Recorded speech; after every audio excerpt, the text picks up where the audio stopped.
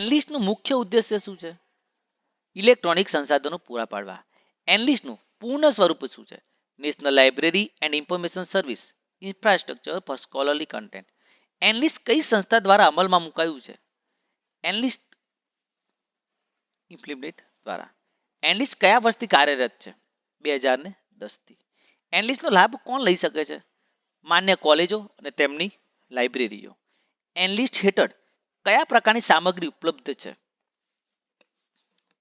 E books અને ઈ journals. એનલિસ્ટ માટે વાર્ષિક ફી કેટલી છે?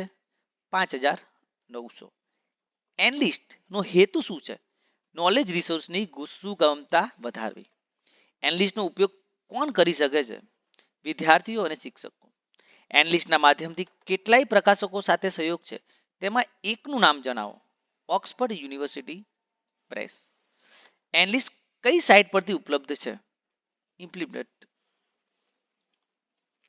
એનલિસ્ટનો ફોકસ કયા પ્રકારના શૈક્ષણિક સ્તર પર છે? ઉચ્ચતર શિક્ષણ યુજી અને પીજી. એનલિસ્ટના ભાગરૂપે કેટલાય આંતરરાષ્ટ્રીય પ્રકાશકો જોડાય છે, જેમ કે સ્પ્રિંગ. એનલિસ્ટમાં સામેલ સામગ્રીની વિવિધતા શું દર્શાવે છે? શૈક્ષણિક અને સંશોધક આધારિત સામગ્રી. એનલિસ્ટની ઈ સર્વિસ ભારતના શૈક્ષણિક ઇકોસિસ્ટમમાં શું ફેરફાર લાવે છે? માહિતીની વધુ સગવડતા આપવી.